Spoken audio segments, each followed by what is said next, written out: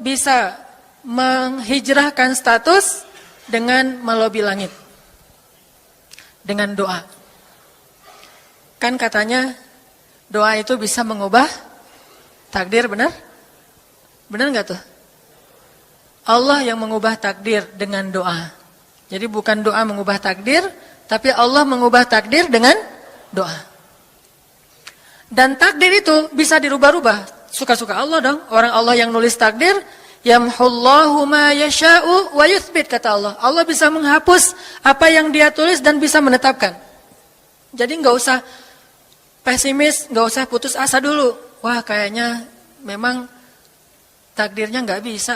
Orang yang jahat kayak saya, yang pernah punya masa lalu yang kelam, nikah dengan akhwat yang hafizoh dari pesantren apa gitu. Kan kayaknya takdirnya nggak wal hafizin, wal hafizat, gimana sih? Wal hafizin, gimana sih ayatnya? Saya jadi lupa. Orang yang soleh, orang yang menjaga diri dengan orang yang menjaga diri, orang yang soleh dengan orang yang soleh. At-thayyibin lit-thayyibat, maaf. At-thayyibin lit-thayyibat. Orang yang baik ketemu orang yang baik. Tapi kan saya mah orangnya udah keburu nggak baik duluan. Sekarang lagi belajar jadi orang baik tapi belum baik-baik amat. Sedangkan dia mah udah terpelihara dari dulu. Kayaknya kita mah nggak sekufu, nggak selevel, beda dunia. Yang satu dunia putih, satu dunia hitam. Ini gimana nih nggak ketemu nih?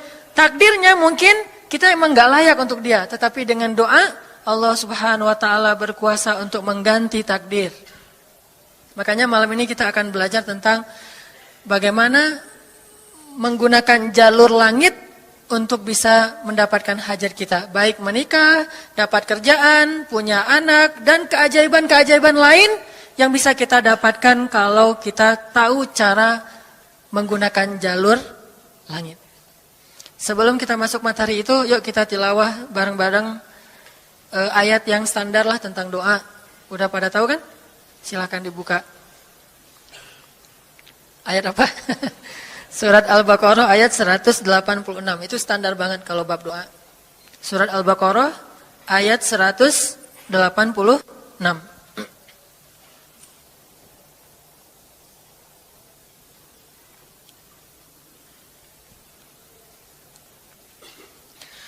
A'udzu billahi minasy syaithanir rajim.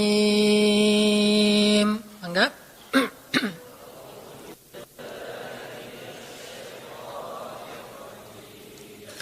Bismillahirrahmanirrahim.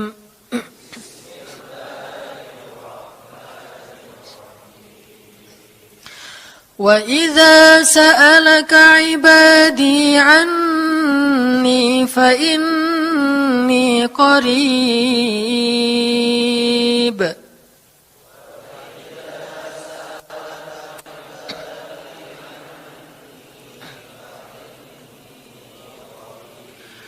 Ujibu da'watad da'i idza da'an.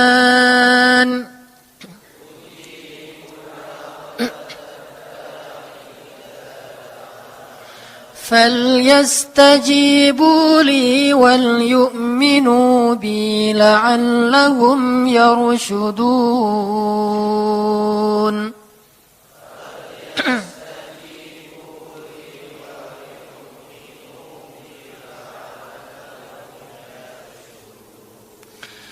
Dan apabila hamba-hambaku bertanya kepadamu tentang aku, maka jawablah bahwasanya aku dekat. Aku mengabulkan permohonan orang-orang yang berdoa kepadaku apabila dia memohon kepadaku. Maka hendaklah mereka memenuhi segala seruanku dan hendaklah mereka beriman kepadaku agar mereka selalu berada dalam kebenaran. Shadaqallahul azim. Teman-teman yang dirahmati Allah Subhanahu wa taala, ayat ini adalah ayat kalau kita kasih judul ayat ini tuh janji Allah kepada orang yang berdoa.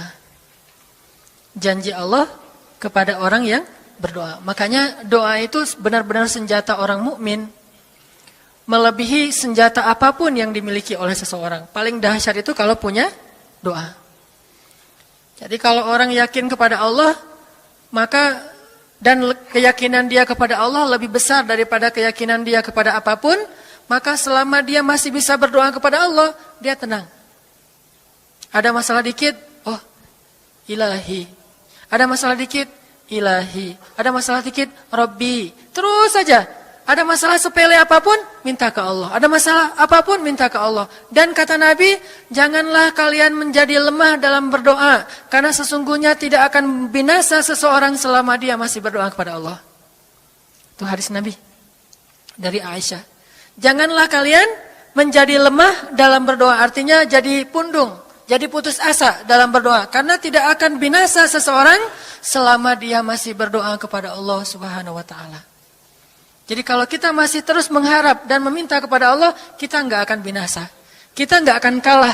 Kita nggak akan rugi. Dan kata para ulama, segala sesuatu di dunia ini akan pergi dan tidak kembali. Ini clue penting nih, bisa dicatat. Segala sesuatu di dunia ini akan pergi dan tidak akan kembali kecuali doa. Dia pergi dan dia pasti akan kembali. Segala sesuatu kalau udah pergi di dunia ini, nggak akan kembali lagi. Kalau pergi di sini maksudnya pergi kepada Allah. Tapi kalau doa pergi ke Allah, dia pasti akan balik lagi kepada yang meminta. Satu-satunya yang pergi ke Allah dan kembali di dunia ini hanyalah doa. Makanya ayat ini kalau kita kasih judul adalah janji Allah kepada hambanya yang berdoa. Allah berjanji, apa kata Allah? Inni qaribun. Aku itu dekat. Maksudnya nggak mungkin aku nggak dengar doa kalian. Begitu kita berdoa, kita pikir, Allah dengar enggak ya? Jangan-jangan kok doa saya belum diijabah, kayaknya Allah enggak dengar yang kemarin, saya harus keraskan lagi suara saya. Enggak, ini qarib. Arti ini qarib, aku itu dengar banget apa yang kamu ucapkan. Enggak usah diucapkan, di dalam hati aja Allah udah dengar. Siapa yang pernah berdoa di dalam hati terus langsung Allah ijabah? Rasulullah. Coba teman-teman buka awal juz kedua. Ayat surat Al-Baqarah ayat 144. Itu gara-gara Nabi ada harapan di dalam hati tapi nggak berani ngomong gitu ke Allah. Cuma dipendam di dalam hati doang. Tapi langsung diijabah oleh Allah. Ayat surat Al-Baqarah ayat 144. Allah berfirman, "Qad nara taqalluba wajhika fis samaa." فَلَنُوَلِّيَنَّكَ قِبْلَةً تَرْضَاهَا فَوَلِّ وَجْهَكَ شَطْرَ الْمَسْجِدِ الْحَرَامِ وَحَيْثُ مَا كُنْتُمْ فَوَلُّوا وُجُوهَكُمْ شَطْرَهُ وَإِنَّ الَّذِينَ أُوتُوا الْكِتَابَ لَيَعْلَمُونَ أَنَّهُ الْحَقُّ مِنْ رَبِّهِمْ وَمَا اللَّهُ بِغَافِلٍ عَمَّا يَعْمَلُونَ. Jadi ceritanya, orang Yahudi suka menghina kaum muslimin gara-gara orang Islam kalau sholat waktu itu masih menghadap ke Al-Aqsa, Palestina. Jadi kata orang Yahudi itu, lihat orang Islam mah fake. Suka niru. Kita sholat menghadap Al-Aqsa, mereka sholat menghadap Al-Aqsa. Berarti agama mereka itu adalah agama yang meniru agama kita. Nggak original. Sering diperolok-olok. Setiap kaum muslimin sholat dihina sama mereka. Akhirnya Nabi ngerasa sedih. Wah, gimana ya caranya? Sehingga setiap sore Nabi berdiri di suatu bukit, kemudian lihat ke langit. Cuman nggak ngomong, gini aja ke langit. Membatin. Bayangin, pernah nggak teman-teman membatin ke Allah? Ini yang harus kita coba lakukan. Belajar membatin kepada Allah. Itu romantis banget. Jadi duduk sendiri. Allah, ngomong gitu dalam hati. Dan yakinlah ini qarib, Allah tuh dengerin. Jangan pikir saya kayak ngomong sendiri, kayak orang kurang waras. Enggak, Allah itu mendengar. Jadi kita batin aja sama Allah, ngomong dalam hati. Ya Allah, saya tuh lagi gini, ada masalah. Ngomong dalam hati kita. Please Allah, please gitu ya. Nah, itu kalau kita membatin, inni qaribun wa asirru qaulakum aw ijharu bih innahu alimun bidzatis sudur. Jadi Nabi enggak enak mau ngomong, ya Allah tolong dong pindahin kiblat dari Masjidil Aqsa ke Masjidil Haram. Soalnya daripada dikata-katain melulu sama orang Yahudi, mau ngomong kayak gitu tuh nggak enak sama Allah. Malu Rasul ke Allah. Masa kiblat aja minta dipindahin. Akhirnya Nabi cuma ngelihat ke langit aja tiap hari. Udah selesai, pulang. Besok lihat lagi ke langit. Turunlah ayat ini. Sesungguhnya kami telah melihat bagaimana kamu selalu menengadahkan wajahmu ke langit. Maka kami palingkan kiblat ke arah yang kamu sukai. Coba lihat. Turun wahyu untuk merespon doa Nabi yang bahkan belum diverbalkan. Belum diucapkan dengan kata-kata tapi Allah udah ngerespon. Ini kan keajaiban doa nih. Cuman kita seringnya ngerasa udah minta berkali-kali kok nggak dikasih-kasih. Kita belajar sekarang.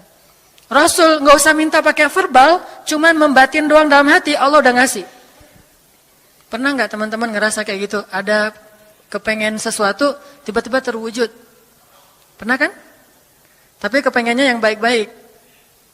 Pengen misalnya, aduh saya pengen banget umroh, cuman mau ngomong kayak gitu mah, saya mah orangnya kayaknya nggak mungkin bisa umroh kalau ngandalin harta. Orangnya nggak mampu, kerjanya juga pas-pasan, gimana mau umroh untuk makan aja susah. Tapi pengen banget dalam hati kita. Dan itu rindunya tuh rindu banget. Setiap kali ngelihat video atau tayangan di TV tentang umroh dan haji, menitikkan air mata. Saking kangennya ke Baitullah. Allah tahu itu dalam hati kita. Tiba-tiba ada jalan. Ada aja jalannya. Dan bisa dikasih sedekah, bisa juga hadiah, bisa juga door prize, bisa juga macam-macam.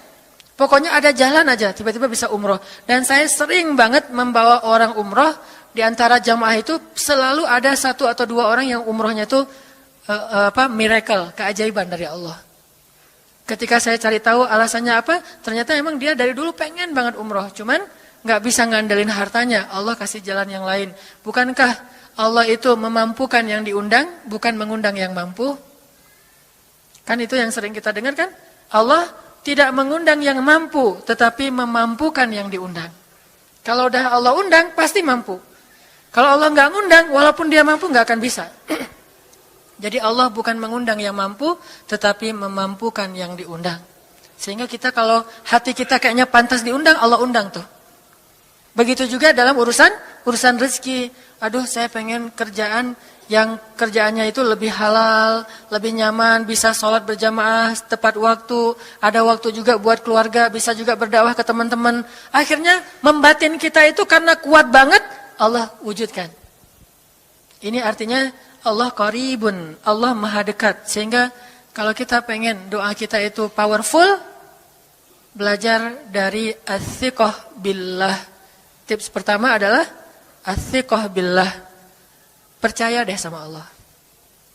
Percaya sama Allah. Jangan berdoa dengan ragu-ragu. Kayak kita datang kepada seseorang untuk minjem duit, tapi kita ragu. Dia nih kayaknya orangnya susah kalau dipinjemin. Kalau minta dipinjemin gitu. Ini saya lagi ada masalah dikit nih. Boleh minta bantu nggak? Apa? Gimana ya ngomongnya? Susah ngomongnya tuh ragu-ragu gitu kan ya. Akhirnya kita ngomongnya tuh nggak enak, nggak nyaman, membuat dia juga ngasih ke kita juga ragu-ragu. Akhirnya nggak nyaman tuh hubungan kita sama dia. Tapi kalau kita yakin banget sama dia orangnya baik, kalaupun dia nggak ngasih dengan cara yang kita minta, kita yakin bahwa dia tuh pasti akan nolong kita. Sehingga kita akan curhat masalah kita itu dengan tulus. Bahwa kita punya masalah kayak gini-gini, bukannya kita mau minta-minta, cuman sifat dari manusia itu saling tolong-menolong, kita beritahu masalah kita. Dan kita yakin dia pasti akan nolong kita. Kalau nggak bisa ngasih duit, dia akan minta tolong kepada orang lain yang mungkin bisa membantu kita. Dia akan ngasih link. Dia akan memediasikan kita. Oh, aduh maaf ya saya juga lagi, sekarang lagi butuh uang, ini lagi nabung-nabung juga. Sama, kita mah lagi sama-sama pengen hijrah status. Cuman, nih saya kenal ada temen nih yang dia alhamdulillah orangnya tuh suka banget bantu orang lain. Mungkin saya bisa merekomendasikan, saya bisa bantu kamu, ayo kita jalan bareng ngomong sama temennya. Pokoknya kita yakin dia bisa nolong. Nah kalau kita yakin, percaya sama Allah, Allah itu gak butuh perantara. Allah bisa nolong kita dengan cara apapun. Walaupun takdirnya udah ditulis, kamu tuh gak akan punya istri sampai meninggal dunia. Ya Allah masa gitu sih, gak akan punya istri. Ya Allah, tapi gimana masa saya mau hidup sendiri terus, kamu gak akan punya istri kata malaikat teh. Ini orang doanya katakan malaikat dengerin doa kita ya. Kalau di hati malaikat nggak tahu, tapi kalau di lisan kita doa ya Allah beri saya seorang suami yang benar-benar bisa mendidik agama saya. Kata malaikat, Neng ganti doa yang lain aja tuh Neng. itu mah takdirnya udah ditulis, Neng gak akan punya suami, kata malaikat. Kita mah walaupun malaikat ngomong gitu, biarin aja. Ya Allah, Engkau Maha Rahman, Maha Wadud, Engkau bisa mengubah takdir. Kata malaikat, ya juga sih, cuman takdirnya udah ditulis, Neng. Ya Allah, terus aja tiba-tiba, tok, Assalamualaikum, Waalaikumsalam. Ayahnya nemuin, ternyata pas kita nguping dari kamar, wah itulah calon pangeran kita yang datang untuk melamar kita, calon raja, calon imam. Malaikat heran-heran, wah subhanallah nih, si Enang ini gak putus asa dalam meminta. Kita juga gitu, doa aja terus. Walaupun takdirnya sudah ditulis, karena Allah bisa mengubah takdir lewat doa dan harapan. Masih ingat cerita seorang ibu di zaman Nabi Musa dulu? Yang datang kepada Nabi Musa bilang, ya Nabi Allah, ya kalim Allah, saya gak punya anak, udah tua kayak gini, bisa gak ya? Saya minta tolong Nabi Musa doa kepada Allah supaya saya punya anak.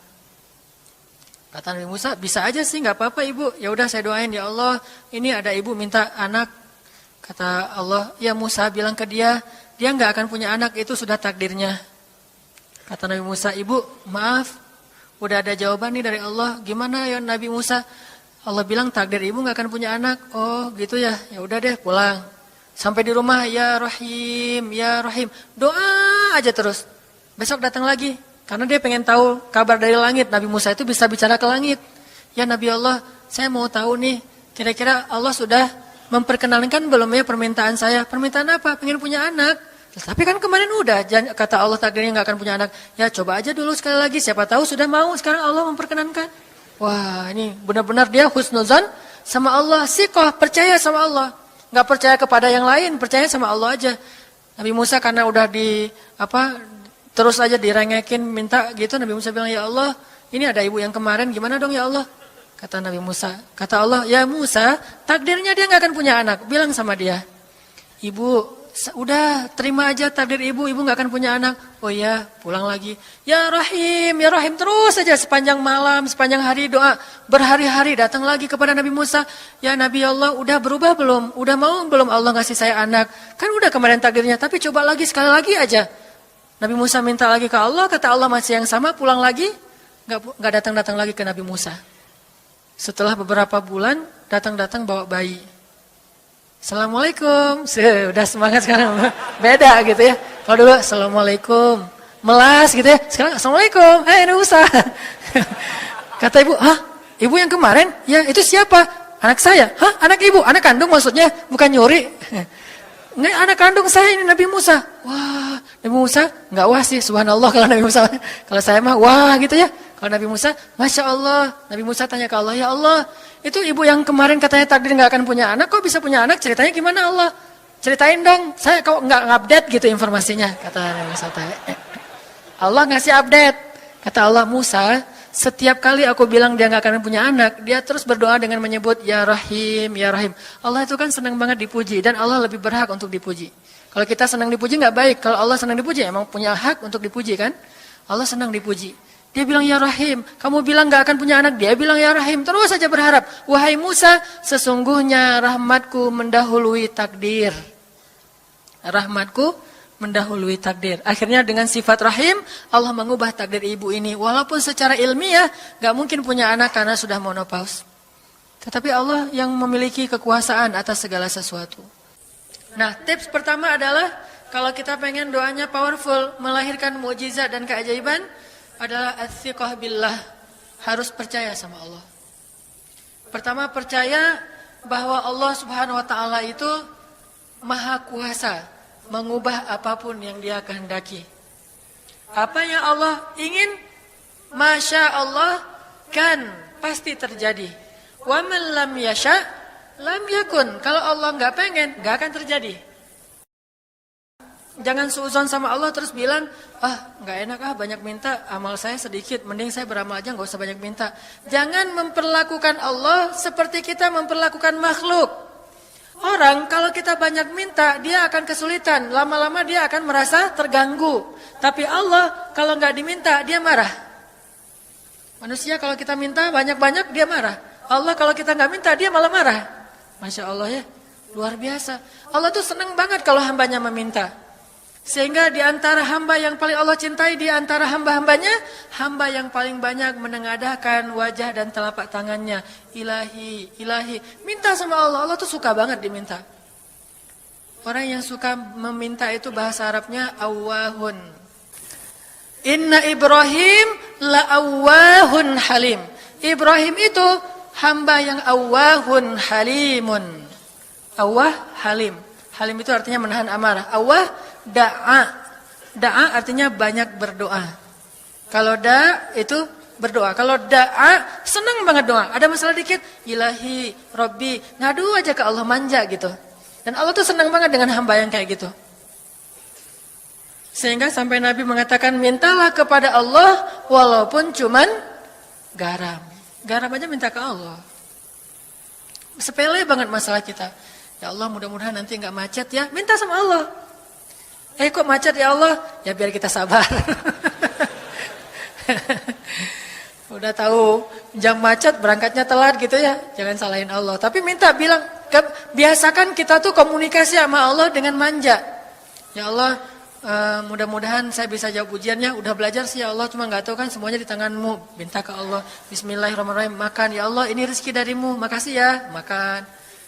Kalau bahasa lainnya makasih, alhamdulillah. Alhamdulillahilladzi at'amani hadza wa razaqanihi min ghairi haulin minni wala quwwah. Hafal tuh? Kalau enggak hafal, udah aja bismillah lah. Alhamdulillah gitu. Bismillah ya Allah, Masya Allah ini rezeki darimu. Udah selesai makan, udah sendawa gitu. Alhamdulillah, Allah baik banget. Ngomong sama Allah, sering-sering komunikasi sama Allah. Dan Allah itu wa huwa ma'akum aina ma kuntum. Dia bersama kalian dimanapun kalian berada. Bersama ya, bukan ada. Kalau ada itu beda. Allah di mana-mana itu beda. Tapi Allah bersama kalian itu artinya Allah melihat, Allah mendengar, Allah menyaksikan, Allah mencatat, Allah maha menilai bersama kita. Kalau ada, dia bertempat. Sehingga nanti kalau ada anak bilang, "Mah, Allah di mana?" Allah ada di mana-mana, Dek. Ntar dia malah karena cerdas, kalau gitu di WC juga ada, kan nggak boleh kan? Ini jawaban yang keliru, kurang filsafat. Allah itu bukan ada di mana-mana. Allah bersama kita dimanapun kita berada. Itu beda. Kalau bersama, ma'iyah artinya Allah melihat, menyaksikan, mendengar, menghargai, dan terus memelihara dimanapun. Sehingga nggak usah khawatir bahwa ini mah nggak di masjid, nggak apa-apa. Selama bukan di tempat yang najis, seperti di kamar mandi atau di mana yang tempat-tempat yang nggak boleh, kita itu mah nggak. Tapi yang di tempat yang umum, di pasar, di jalan, lagi di kendaraan, di dalam masjid, di luar masjid, Allah, ilahi, Rabbi. Kalau perlu lebih manja lagi, pakai irama dikit. Allah, gitu. Kayak orang manggil temennya gitu. Atau kita miss call Allah dulu. Ya Allah, udah nggak ngomong apa-apa. Itu miss call. Miss call Allah. Ngapain miss call? Caper, kangen sama Allah. Allah, gitu lagi. Itu zikir kan? Allah, Allah, Allah. Kata Allah, ada apa hambaku? Allah lagi. Terus saja Allah di miss call berkali-kali. Pas Allah buka, wah 100 miss call. Allah 100 kali zikir.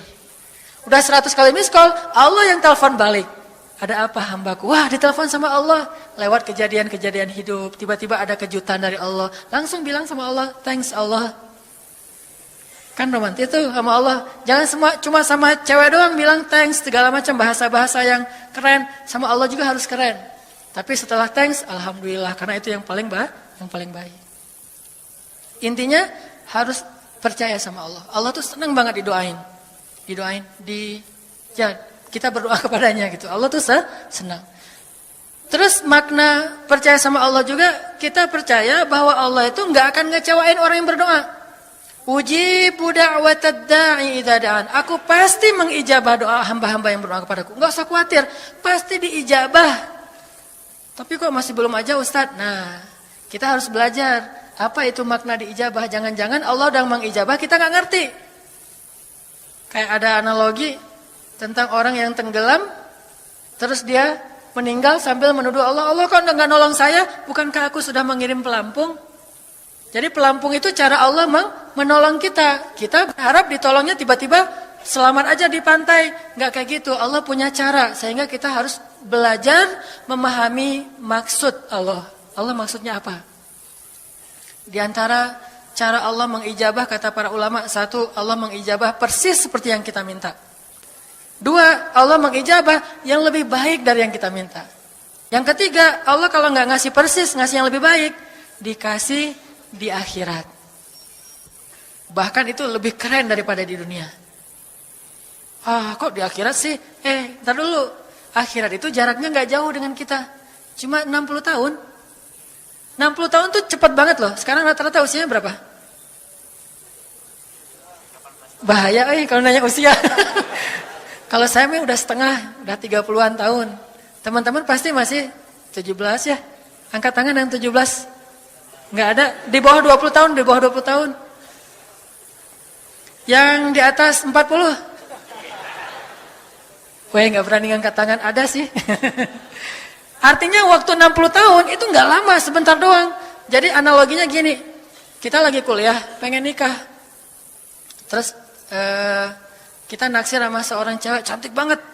Dan saking cantiknya sampai kita cuma bisa bermimpi. Wah, saking cantiknya kayaknya nggak mungkin banget buat kita. Tiba-tiba ayahnya bilang, "Dek, kamu senang sama anak saya?" "Yang mana, Pak?" Masih nanya yang mana? Takutnya yang tadi kebalik. Ini yang lagi kuliah yang namanya si Fulanah misalnya. Sebutlah namanya Nisa apa gitu ya. Terus dia bilang, "Boleh Bapak setuju kamu nikah sama anak saya. Tapi ditunda dulu sampai kamu lulus kuliah." Kita senang gak tuh? Sampai lulus kuliah, gak apa-apa. Masa kita mau bilang, "Gak mau Pak, kalau lulus kuliah mending gak usah deh. Saya mau yang sekarang."